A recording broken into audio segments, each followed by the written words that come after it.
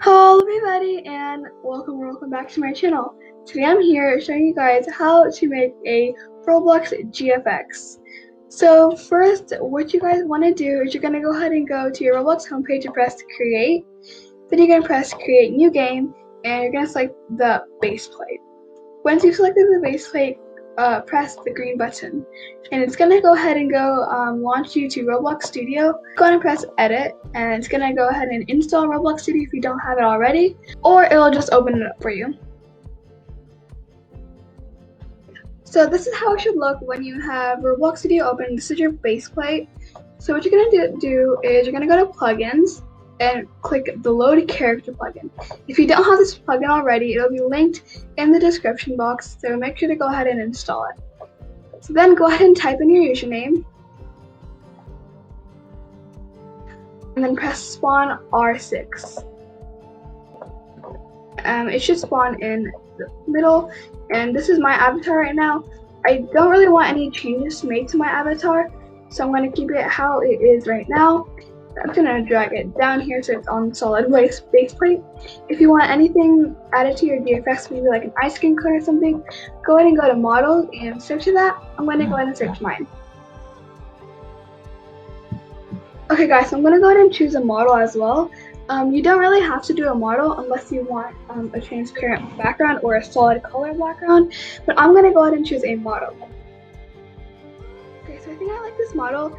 And I'm just gonna have my avatar or character sitting right over here, drinking the smoothie shake. So just get in your mind what you want to do with the room model, or if you can just have a transparent or color background.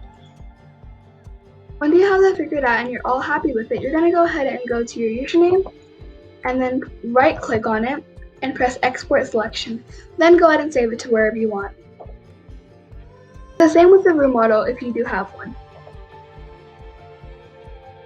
Once you've exported your selections, then just close out Roblox Studio. And so next, you're going to go ahead and open up Blender. This is the Blender page if you haven't already installed it. I will leave this link in the description box below. So then you're going to click over here and download Blender 2.79 𝓞𝓮. Once you have that, it'll come up to this page. Go ahead and select what windows you have and make sure it's a ZIP. So once you're done installing Blender and done with that whole mess, you're going to go ahead and open up the application and you should see this screen. You're going to click anywhere on your screen to get rid of this menu. And then you're going to see a colored block right over here and press X on your keyboard and press delete. Then to move in Blender, you're going to press Shift and F to move. And there you can use the WASD keys or the arrow keys to move now. So what we're going to do first, we're going to change the Blender render to Cycles render. Then we're going to get our rig out. And if you don't already have the rig downloaded, I'll leave it in the description box again below. So press File, Open, and select the rig. Open Blender file. Then you should see this creepy monstrosity. So then you're going to go ahead and delete the white part of the head. And what I mean by that is you're going to go ahead and select the head, white part, and how you know you selected something, if you see like an orange little light or orange outline, and that's how you know you selected it. Make sure you don't select any of the black lines, which tends to happen really often because it's really close together. Then once you selected the little head, press X on your keyboard to delete. And there we go. And then you're going to delete the two eyes as well. Be careful not to select the black parts. Then you're going to go ahead and delete the lips and the tongue. There we go. Now that we have our whole head deleted, it might look a little weird, but we'll get it back. Then you're going to go and select one of the body portions. I'm just going to select the torso. Then you're going to go to this little scrolling down thing and pull it all the way down to right over here though. Then click on this little cube and press No Editor. Once you have that, you should be able to go over here and scroll to where you see Image Texture, which should be right over here. Then you're going to go over here and press the little file button for Open Image. Go ahead and select your texture that you just saved.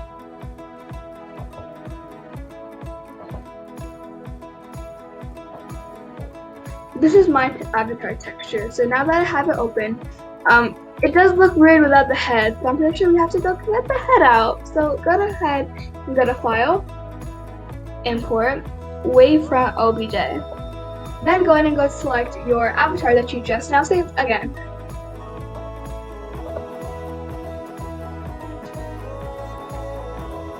And make sure it is an OBJ.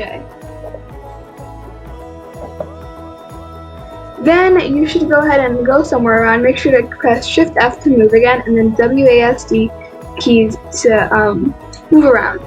Then go ahead and press Object, Transform, Origin to Geometry. This just makes the little arrows easy to move. So now if you don't have these arrows, it's probably because you have this closed. At the bottom of your screen, you should have the little red, blue, and green lines. Click on that if you don't already have clicked on it. And then you should have 3 little options. The third one I wouldn't recommend using until you need it and you're very experienced with it. The first 2 will be using the most.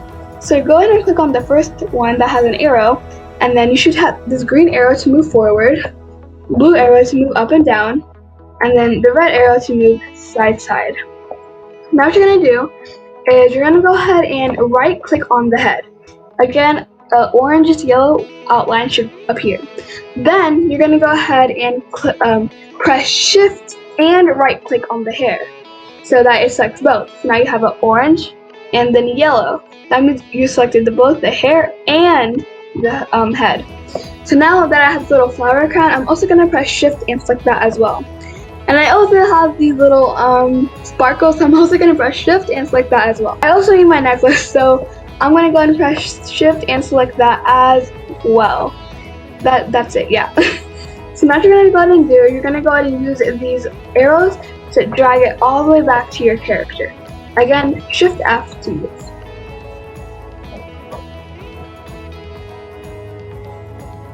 And now you probably can't fit your head here. So now what you're going to do is you're going to go ahead and go to the little curved line, and you should have this appear. So this time you're going to use the blue arrow to turn it around, the green arrow for turning it tilting, and the red arrow for turning straight. So I'm going to use the blue line to turn it to facing the front. Then I'm going to go back to the straight arrow and go ahead and move it to where it needs to be. I got my head fixed and everything is aligned with each other. I don't usually like the neck to show as much, but that is totally up to you. Again, really to bring it up. So now what you're going to do, and also guys, you should know this little tip, go ahead and if you have anything that you did by accident, just press Ctrl-Z together on your keyboard and it will undo something. Okay, so now it's time to position. So positioning is just like normal. You gotta position your character to however you would like. Well, I would recommend positioning your character before importing the room model, or if you don't need a room model, just go ahead and select your colored background. So how to do that, you're gonna go to the little world icon and select color. So before you do that, you're gonna go to the little ball and select rendered. Then you should see a little wherever you are, and you should see your background is gray. Go select this now and change the background color. Go change the background color. You can also make it lighter and darker. Using a room model, I'm just going to leave it like this. Then you're going to go back to this and go back to texture right over here. So now what you're going to do is you're going to go in and start positioning your character. Let me go ahead and show you how this works. So if you see this little round things, this is your rig. You're going to right click on it and then go to the little line. And then you can move your arm wherever you would like. Here is a simple pose that I like to do a lot. You're going to go and select this right over here and go to the red one and put it all the way up, right like that. And the reason why I like to use rigs is because it moves the limbs much better. Then you can select the big one right over here, right click, and go ahead and press the green one and then the red one. There is a simple high pose, and that is really, I think that's one of the poses I most like because it's really simple and it looks really cute. So now with the other arm and then the feet and then the head, you can be creative and do whatever you would like. I'm going to speed this part up.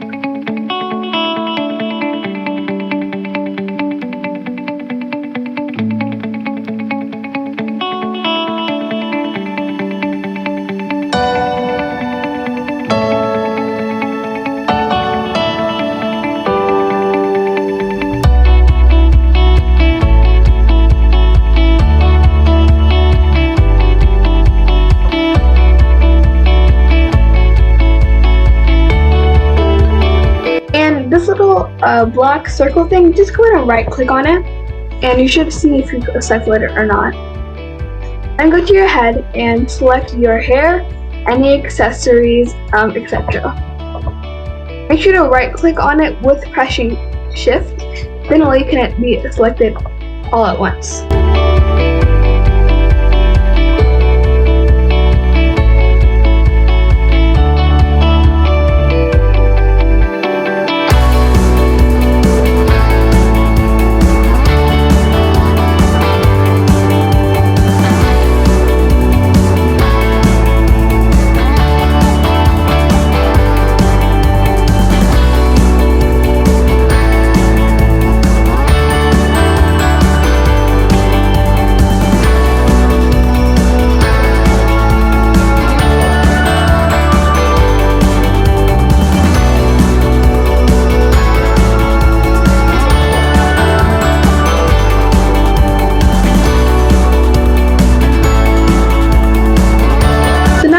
If you're happy with your final turnout, you're going to go ahead and press add and then camera.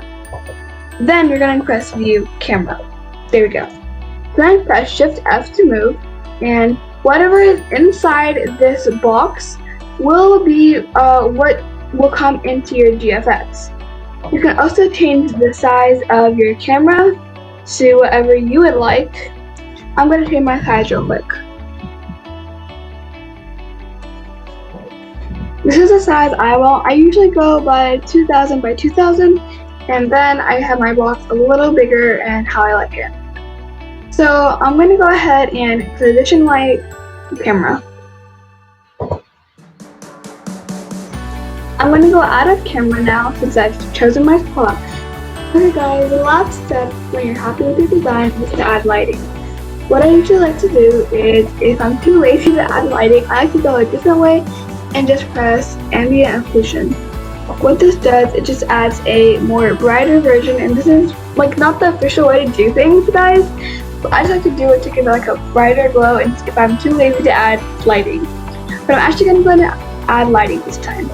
To do so, what you're going to do is you're going to go ahead and go back to texture, add lamp, and you can do either.